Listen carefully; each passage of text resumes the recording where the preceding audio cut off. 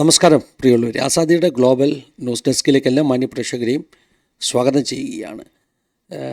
യേശുക്രിസ്തുവിൻ്റെ രണ്ടാം വരവ് സെപ്റ്റംബർ മാസത്തിലുണ്ടാകുമെന്നൊക്കെ വളരെ വലിയ തോതിലുള്ള പരക്കെയുള്ള പ്രവചനങ്ങളും ദർശനങ്ങളൊക്കെ ഈ ദിവസങ്ങളിൽ വിവിധ ഭാഗങ്ങളിൽ നിന്ന് കേട്ടുകൊണ്ടിരിക്കുകയാണ്.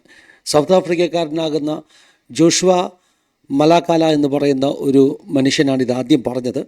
സെപ്റ്റംബർ 23-നോ 24-നോ യേശുവിൻ്റെ മടങ്ങിവരവ് ഉണ്ടാകുമെന്ന്.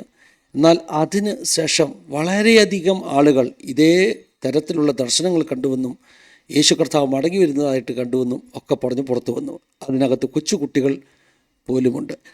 ആ പ്രവചനങ്ങൾ അങ്ങനെ വളരെ പരക്കെ വ്യാപിച്ചതിന് ശേഷം ചില പാസ്റ്റേഴ്സ് അതിനെ പിന്തുണയ്ക്കുന്നതായിട്ടൊക്കെ കാണുന്ന വീഡിയോകൾ കാണുവാൻ ഇടയായിത്തീർന്നു. ഇന്ന് ന്യൂസ് ഡെസ്കിലൂടെ ഇങ്ങനൊരു മുന്നറിയിപ്പ് നൽകുവാൻ കാരണം, ഇന്ന് ഞാനൊരു വീഡിയോയുടെ തമ്പനയിൽ കണ്ടു. എതിർക്രിസ്തുവിൻ്റെ ഭരണം 2025 ആഗസ്റ്റ് മാസത്തിൽ തുടങ്ങും അല്ലെങ്കിൽ തുടങ്ങിയിരിക്കുന്നു എന്ന തരത്തിൽ ഉള്ള ചില പ്രചരണങ്ങൾ. കർത്താവിൻ്റെ മടങ്ങിവരും അനന്തര സംഭവങ്ങളും എന്നും വിശ്വാസ സമൂഹത്തിൻ്റെ കൗതുകത്തിന്, പഠനത്തിന് ഒക്കെ പാത്രമായ വിഷയമാണ്. അതുകൊണ്ട് തന്നെ ഇന്നും അതിൻ്റെ ഒരു ആകർഷണത, മറ്റൊരു ഭാഷയിൽ പറഞ്ഞാൽ മാർക്കറ്റ് വാല്യൂ ഒത്തിരി വലുതാണ്. ആളുകൾക്ക് പ്രസിദ്ധരാകുവാനും ആളുകൾക്ക് പേരെടുക്കുവാനും കൂടുതൽ ഫോളോവേഴ്സ് ഉണ്ടാക്കാനും ഒക്കെ ചെയ്യാൻ പറ്റുന്ന ഒരു സബ്ജക്റ്റ് ആയതുകൊണ്ട് അനേക ആളുകൾ ഈ വിഷയങ്ങളെക്കുറിച്ച് അറിയാവുന്നതും അറിവില്ലാത്തതുമൊക്കെ പഠിച്ച് വ്യാഖ്യാനിച്ച് പറയുന്ന കാര്യങ്ങൾ ആണ് നമ്മുടെ ചുറ്റും നമ്മൾ കേൾക്കുന്നത്. അല്പം പോലും ഒരു ബാലൻസ്ഡ് അല്ലാത്ത ഡോക്ട്രിൻ, മെച്യൂരിറ്റി ഇല്ലാത്ത ഡോക്ട്രിൻസൊക്കെയാണ് പലപ്പോഴും പലരും പഠിപ്പിച്ചു വിടുന്നത്. ഇതിൻ്റെ ഒരു കൗതുകം കൊണ്ടാണ് അങ്ങനെയൊക്കെ സംഭവിക്കുന്നതെന്ന് ഞാൻ ചിന്തിക്കുന്നു.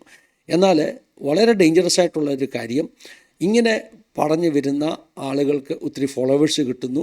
അതുമാത്രമല്ല, അതിനുശേഷം അവർ പറയുന്ന മറ്റ് പല മണ്ടത്തരങ്ങളും നമ്മുടെ സാധാരണക്കാരായ ആളുകൾ വിശ്വസിക്കുവാനിടയായിത്തീരുന്നു. അതുകൊണ്ട് കള്ളപ്രവാചകന്മാർ എന്ന കാറ്റഗറിയിലേക്ക് ഉൾപ്പെടുത്തത്തക്കവണ്ണം തെറ്റായ ഡേറ്റുകൾ ഒക്കെ പറയുന്ന ആളുകൾ നമ്മുടെ ചുറ്റും വർദ്ധിച്ചു വരുന്നു. ഇത് വലിയൊരു അപകടകരമാകുന്ന ഒരു സംഗതിയാണ്. ഇവരിൽ പലരും പിന്നീട് ദുരുപദേശകന്മാരായി മാറുന്നതാണ് കണ്ടിട്ടുള്ളത്. അതുകൊണ്ട് സഭയ്ക്ക് ന്യൂസ് ഡെസ്കിലൂടെ നൽകുന്ന ഒരു മുന്നറിയിപ്പാണ്, ഇത്തരം പ്രവചനങ്ങളെ പിൻപറ്റരുത്. പ്രത്യേകിച്ചും യേശുവിൻ്റെ മടങ്ങിവരവ് സംബന്ധിക്കുന്ന ഡേറ്റുകൾ പ്രവചിക്കുന്ന പ്രവചനങ്ങൾ തിരുവചനത്തിൻ്റെ അടിസ്ഥാനത്തിന് എതിരാണ്. വേദപുസ്തകത്തിലെ യേശു കർത്താവും അപ്പോസ്തലന്മാരുമൊക്കെ പഠിപ്പിച്ച പ്രമാണത്തിന് എതിരാണ്. അങ്ങനെ ഡേറ്റ് കുറിക്കുവാൻ ഉപോത്ബലകമാകുന്ന യാതൊരു തെളിവും വേദപുസ്തകത്തിലില്ല. തെറ്റായ തെളിവുകൾ, അങ്ങനെ കിട്ടുന്ന ദർശനങ്ങൾ വ്യാജ ദർശനങ്ങളാണ് എന്നൊരു മുന്നറിയിപ്പ് നൽകുകയാണ്. ഒരു കാര്യം കൂടെ പറയണം, ഈ കാലഘട്ടത്തിൽ അനേക ദുരുപദേശകന്മാർ നമ്മുടെ ഇടയിൽ വർദ്ധിച്ചു വരുന്നു. അപകടകരമാകുന്ന ഒരു പ്രവണതയാണ്.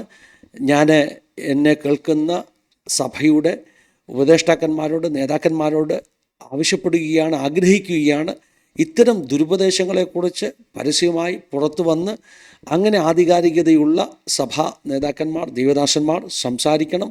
അല്ലെങ്കിൽ നിങ്ങളുടെ കീഴിലുള്ള ആട്ടിൻകൂട്ടം നഷ്ടമാകും എന്നൊരു മുന്നറിയിപ്പ് നൽകിക്കൊണ്ട് ഈ ന്യൂസ് ബുള്ളറ്റിൻ അവസാനിപ്പിക്കുകയാണ്. ദൈവം എല്ലാവരെയും സഹായിക്കട്ടെ, അനുഗ്രഹിക്കട്ടെ. God bless you all.